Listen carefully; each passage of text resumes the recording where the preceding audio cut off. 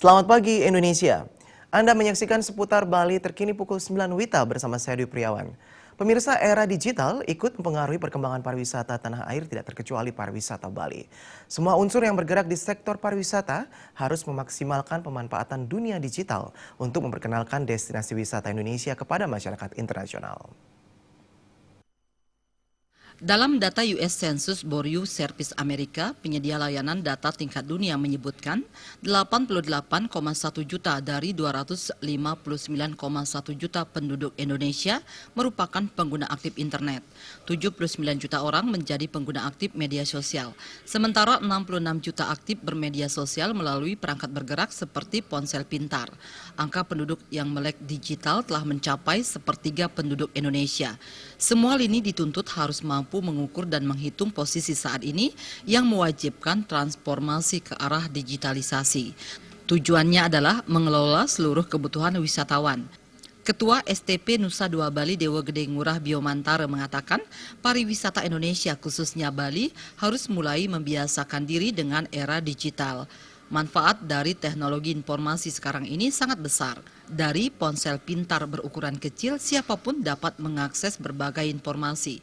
Wisatawan masa kini cenderung mencari layanan berbasis digital yang mempermudah perjalanan mereka.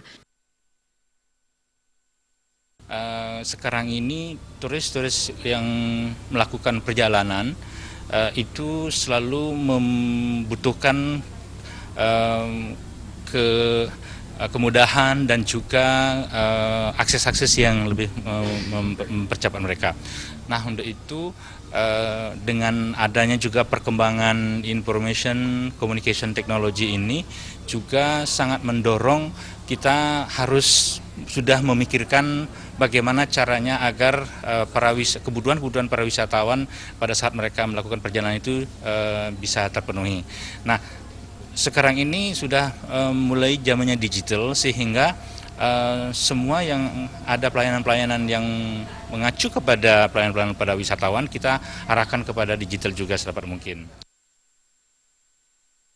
Di era digital saat ini, analisis data sangat penting dan mendasar. Dengan kata lain, semua harus bisa diukur sehingga memudahkan dalam mengatur rencana atau strategi yang tepat untuk memasarkan pariwisata Indonesia nantinya.